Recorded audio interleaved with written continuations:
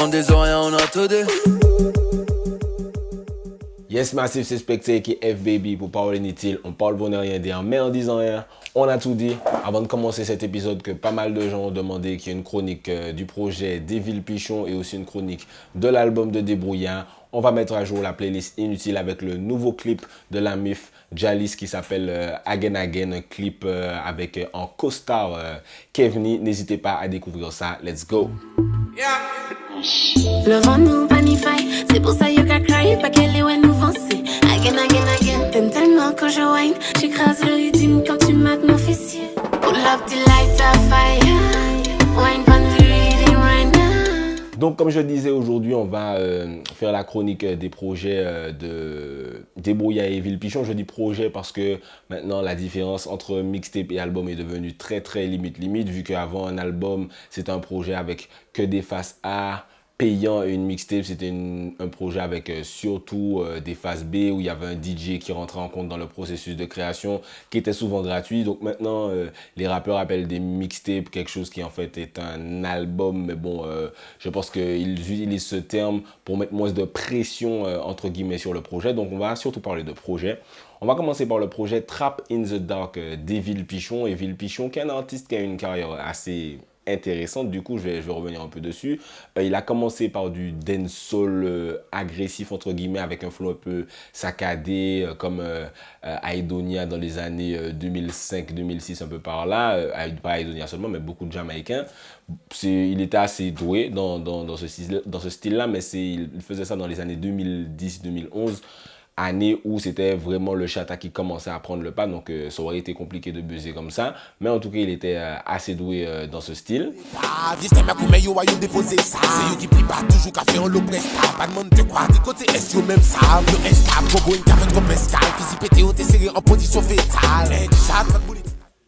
Ensuite, un peu plus tard, mais vraiment pas longtemps après, il s'est lancé dans le trap sale. C'est d'ailleurs un des précurseurs de ce style avec Blade.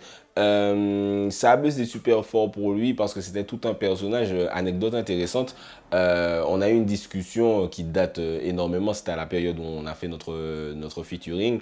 Il a sûrement dû oublier, mais ça m'a marqué le fait qu'il disait je vais faire ça et ça. Et il va se passer ça et le public va réagir comme ça. Et ça m'a marqué parce que c'est littéralement exactement ce qui s'est passé très très peu de temps après. Il arrive avec un personnage qui avait déjà dans le dancehall d'ailleurs, qui était très sombre, très cru, très hardcore, qui n'hésitait pas à injurier, à parler de trucs mal élevés, ce que les gens ne faisaient pas énormément avant. D'ailleurs, le fait d'injurier les mamans en créole, c'est quelque chose qui se faisait très très peu dans la musique urbaine aux Antilles et qui depuis, je pense que c'est lui qui a un peu lancé entre guillemets ce style. Donc voilà, il a sorti des sons comme Dark Side Missé, I Don't Like, des sons qui ont buzzé très très fort, surtout pour l'époque. Il venait à chaque fois avec des clips, avec tout un univers. Ensuite, il a eu ses déboires du coup avec la justice. Donc il est resté en prison, je crois 4-5 ans, un truc comme ça. Donc de temps en temps, il faisait des permissions, il sortait des freestyles en prison, etc. Il essayait toujours d'occuper le terrain, donc on l'a pas forcément oublié pendant cette période, mais ça l'a un peu freiné. D'ailleurs, pendant qu'il était incarcéré, Booba a partagé un de ses sons qui était I Don't Like Remix sur sa page Facebook. C'est une période où Booba était moins présent sur Instagram, mais il utilisait toujours énormément Facebook. Et donc, c'était très marquant que Booba fasse ça. Donc voilà, Evil Pichon qui a eu une carrière très particulière. Il y a tout un storytelling autour d'Evil Pichon depuis maintenant. Dark side, côté obscur, mauvais côté A. Trois rock moins, café mouillé, combien gros pétasses. Les gars au rail moins, ça que madame ou Adam est trouvé meilleur durant, y'a pas se mentir, battant tout savant. Donc là, c'est son premier projet après sa sortie, donc Trap in the Dark mixtape. Entre sa sortie et maintenant, il a sorti pas mal de sons solo, pas mal de featuring. Je dis souvent qu'il découpe tous les trappeurs en featuring quand il collabore avec eux. Il a fait des featuring avec récemment Lyrics. Il y a 1 an et demi environ avec Kérosène. Donc voilà, c'est quelqu'un qui même en Guadeloupe est apprécié et respecté. Donc là, pour son premier projet Trap in the Dark mixtape, donc qu'on aime ou qu'on n'aime pas Evil Pichon, si on se réfère au barème que je vous ai proposé dans la vidéo précédente, qui est le FLOP, F2LOP, donc flow, lyrics, longévité, originalité, projet. Si on s'en tient à flow, lyrics, originalité, en tout cas, on peut pas dire qu'Evil Pichon c'est quelqu'un de mauvais. On peut aimer, on peut ne pas aimer, mais c'est pas quelqu'un de mauvais. Le flow, il maîtrise des flows plus accélérés, des flows avec plus de respiration entre les phrases typiques du trap. Voilà, il sait s'adapter. En tout cas, c'est pas un gars qui, dès que tu cliques, tu sais qu'il va faire ce flow-là. Il a plusieurs flows et les flows qu'il a sont maîtrisés. On peut prendre la voix aussi en compte qui accentue aussi le flow. Lyrics, comme je vous ai dit, il sait mettre en image ce qu'il veut dire, son univers très hardcore, il y a du sexe, il y a de la violence, etc. Mais c'est méchant, mais c'est pas bête et méchant, c'est-à-dire qu'il sait amener le truc, donc lyricalement on peut le lui donner aussi. Et originalité, voilà, il a créé tout un personnage. Je parlais de Blade là, Blade est resté très rue. Lui, il est rue aussi, mais il est rue, il est hardcore, il a des références à des films gore. Enfin voilà, c'est tout un personnage qui s'est créé où on peut dire que, on peut pas dire qu'il est mauvais. Sur ce projet, on va tuer le suspense tout de suite. Il est resté très exactement dans ce qu'il savait faire. C'est du trap sale avec des lyrics sales qui parlent de rue, qui parlent de deal de drogue, qui parlent de madame m'en fait ça, venez tester nous n'y fisi, nous qui fait ça. Donc voilà, il est resté très exactement dans ce qu'il savait faire. Donc ceux qui pensaient qu'ils allaient avoir une nouvelle facette d'Evil Pichon, pas vraiment. Donc je disais qu'il avait déjà clippé plusieurs sons du morceau. Du projet, si je devais faire un top 3, ce serait Oui des codéines. J'aime bien l'ambiance un peu cloud tout en étant toujours très trap hardcore. Le refrain qui reste bien en tout cas dans ma tête, je sais pas pour vous. J'ai bien aimé le son Blasphème, du coup qui est beaucoup plus agressif, mais où je trouve qu'il a un bon flow dessus. Et bien sûr le featuring avec Kérosène, où je trouve que Evil Pichon a eu un très bon couplet et Kérosène a fait une bonne prestation aussi sur le morceau. J'ai bien aimé le lyrics d'Evil Pichon, il dit MOB par défaut passé au Pani Beach. J'ai trouvé que c'était bien amené. Si je devais parler d'un autre son, ce serait le featuring Evil Pichon, Titoff et le troisième artiste dont je ne sais pas trop prononcer le nom, je crois que c'est Boléman. C'est visiblement un artiste proche de Kobalade ou du quartier de Kobalade, je ne sais pas trop, mais en tout cas j'aime pas trop ce qu'il fait. Et je trouve qu'il a un peu pas gâché le morceau, mais je l'aurais pas mis sur le morceau. Moi je pense que Evil Pichon, Titoff, à eux deux ça aurait plus stimulé le public. Bon, après en gros, l'autre critique que je pourrais faire, c'est un peu la même que je fais sur tous les projets de trap. C'est que voilà, ça tourne un peu en rond dans les univers, dans les thématiques, dans l'ambiance. Il n'y a pas de tentative comme on peut le voir dans le trap américain, dans le trap français, de ok, crossover un peu, peut-être amener des styles plus différents. Après, Evil Pichon a dit lui-même dans ce projet, d'ailleurs, je crois qu'il ne m'a pas qu'à suivre la tendance. Bon, c'est un choix. Mais si tu kiffes l'univers d'Evil Pichon et si tu kiffes le trap en général, forcément tu vas kiffer ce truc. Si la recherche d'originalité c'est pas spécialement ton problème. Au niveau des prods, je trouve que ça se ressemble un peu aussi. J'ai l'impression que les beatmakers locaux auraient pu essayer de se renouveler un peu au niveau des prods. Et ce qui me dérange aussi, c'est qu'il y a tellement de bonnes prods sur YouTube que moi, le rappeur qui est en moi, je vais check de temps en temps sur YouTube, je me dis, ah ouais, il y a quand même des prods incroyables niveau rappeur confirmé et tout, etc. Tu suffit de les acheter sur YouTube. Donc, je pense qu'on peut faire mieux niveau prod. Après, globalement, si je devais parler de ce projet, je lui donnerais pour ceux qui sont pas forcément aficionados trap un 14-15 parce que voilà, même si on n'est pas aficionados trap, il y a forcément 3-4 sons qu'on peut vraiment apprécier sur ce morceau et rajouter à sa playlist.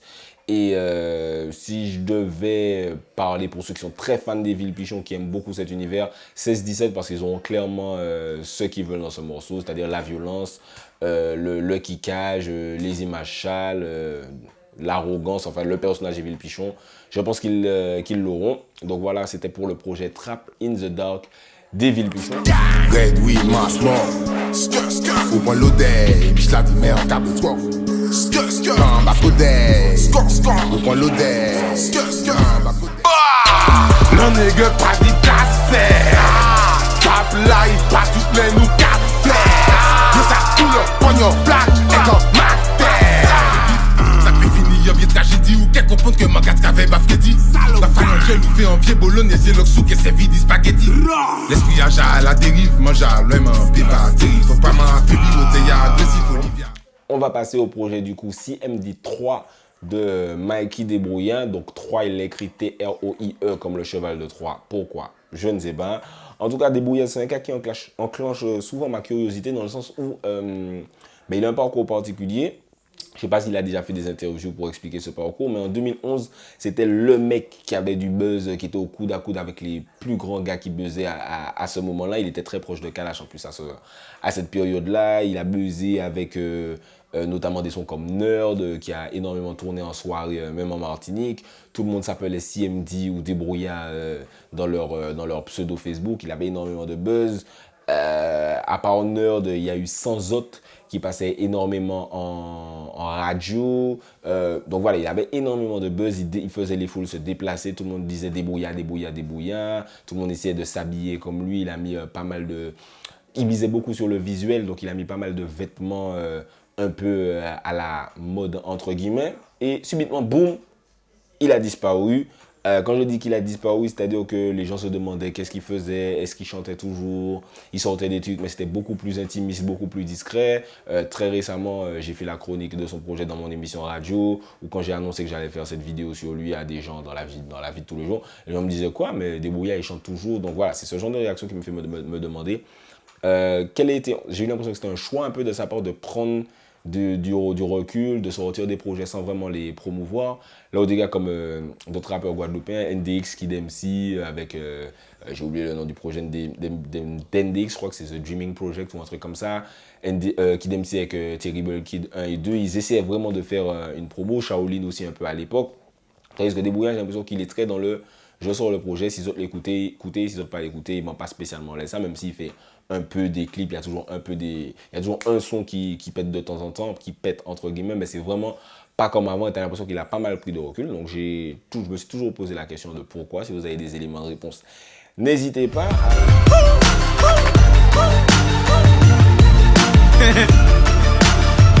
Eh ben nous Jasmine boulimique. Yeah. Je décolle la nuit. Un parfum des clubs, motherfucker. Dis-moi qu'à nous t'es fait sans autre. Tous les deux nous pas t'es vivre sans l'autre.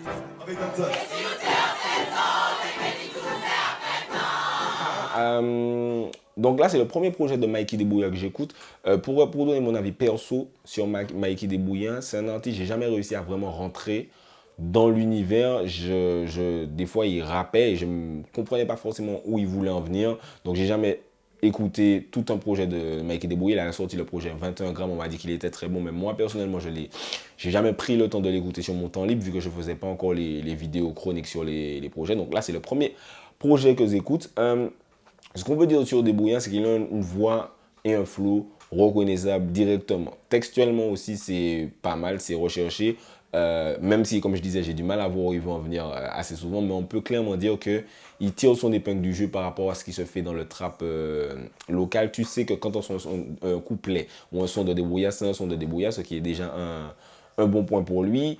Après, j'arrive pas à le mettre dans une case. Est-ce que c'est un rap bling bling? Est-ce que c'est du rap motivationnel? Est-ce que c'est du rap cloud? Est-ce que c'est du rap alternatif? Est-ce que c'est... Souvent, j'ai un peu de mal à le classer. Et l'être humain est bête comme ça. On aime classer les trucs. Ok, là, je vais écouter du trap. Là, je vais écouter du rap conscient. Là, je vais écouter du rap chill. Là, Donc, Débrouillant, j'ai peut-être un peu de mal à le placer. C'est peut-être pour ça que je ne l'écoute pas énormément. Même dans les textes, parfois, quand je dis ou que je vois pas où il veut pas en venir, dans le son énergie, à un moment, il dit « Envoie un fucking Ouroboros, ça n'en rêve en moins ». Et moi, je suis en mode, c'est quoi un Ouroboros? Donc moi, j'ai dû googler Ouroboros et voir, ok, c'est un serpent qui se mord la queue. Et avant, il disait, mon un serpent qui mord la tché. Peut-être qu'il faisait une image sur le cycle de la vie. J'ai pas non plus été énormément loin dans mes recherches. Mais voilà, tout ça pour dire que peut-être que parfois, il peut perdre le public en allant trop dans l'avant-gardisme, entre guillemets, puisqu'on sait que le public entier, parfois, n'est pas prêt pour certains trucs. J'ai aimé aussi le son... Alors, le son énergie, j'ai bien aimé, néanmoins, parce que j'ai bien aimé la vibe du morceau. Le son pinceau aussi, que j'ai bien aimé, qui est malheureusement le morceau le plus court du projet. C'est une sorte d'interlude, je sais pas pourquoi, il dure à peine 1 minute 30, un truc comme ça, mais j'ai bien aimé son flow sur la prod, je trouve que ça collait bien. J'ai bien aimé le morceau aussi GAV, où il dit du coup, police l'avait marré moins, etc. Et donc là, et c'est là que je recommence à me demander, ah ok, du coup, est-ce que c'est un rappeur street? Est-ce que c'est un rappeur bling bling? Est-ce que c'est parce que cette idée de la street, c'est pas forcément quelque chose qu'on retrouve énormément ailleurs dans le projet, même si on sent le côté Make Money. Donc voilà, c'est des puzzles de mots et de pensée, mais j'ai peut-être parfois du mal à me placer dessus. Autre chose, j'ai du mal à rentrer dans l'univers parce que même s'il a un flow, alors c'est très espacé, on comprend chaque mot malgré la voix assez particulière. Je trouve que ça manque peut-être de punchline.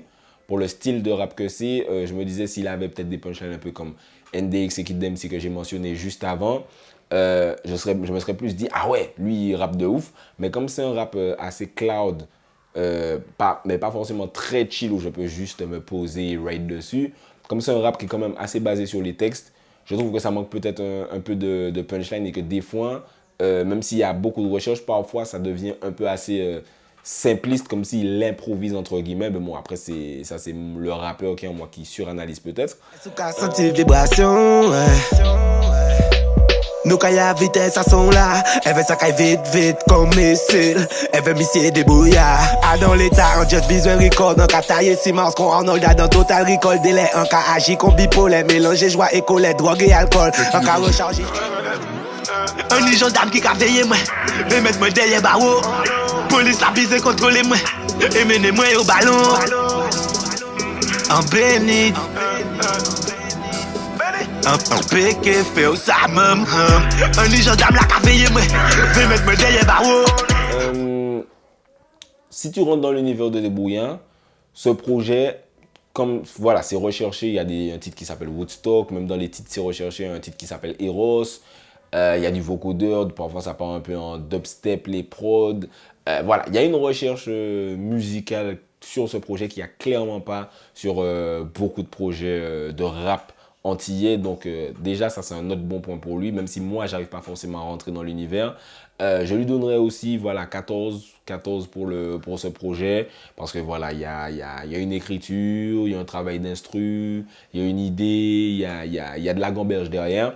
Et pour ceux qui réussissent à rentrer dans l'univers des Brouillards ou qui sont déjà dans l'univers des Brouillards, un bon 16, 17 aussi, parce que, bon allez, plus 16 que 17 parce qu'il n'y a pas forcément de son oufissime dessus, même s'il n'y a pas vraiment de mauvais son pour ceux qui aiment ce style, mais il n'y a pas vraiment, voilà, je vois un gros single dessus. J'ai bien aimé le son Tsonga aussi, qui datait qu'il a clippé il y a peut-être 2 ans également. Je crois que ce projet là même était prévu pour il y a quelques années, mais que finalement il n'avait pas pu le sortir. Donc voilà. Un million la bonne, on frappe contre Tsonga. 1000 flocons, 1000 collines au Wanda. Un sillon bonda, bien confortable avec ces rings là. Ouais, un compte dit au combat. Un million la bonne, on frappe contre Tsonga. Voilà. 14 pour ceux qui sont un peu à la limite entre j'écoute des Brouillards mais pas spécialement, et plus 16 pour ceux qui aiment déjà énormément Mikey Débrouillant. Donc voilà, c'est ce que j'avais à dire sur les projets Trap in the Dark d'Evil Pichon et CMD3 de Mikey Débrouillant. N'hésitez pas à streamer ces projets, à donner la force aux artistes pour qu'on ait plus de projets pour qu'ils puissent faire de plus gros clips et pour qu'ils puissent manger de la viande. N'hésitez pas à vous abonner à la page YouTube Spectaceso. On a déjà dépassé les 10 000, mais plus on est de fous, plus on rit. N'hésitez pas aussi à me suivre sur Instagram, @Spectaceso. Je fais pas mal de sondages, je vous demande vos avis sur certains trucs. Rejoignez la communauté. C'était Specta pour Parole Inutile. On parle pour ne rien dire et en disant rien, on a tout dit. On disant rien, on a tout dit.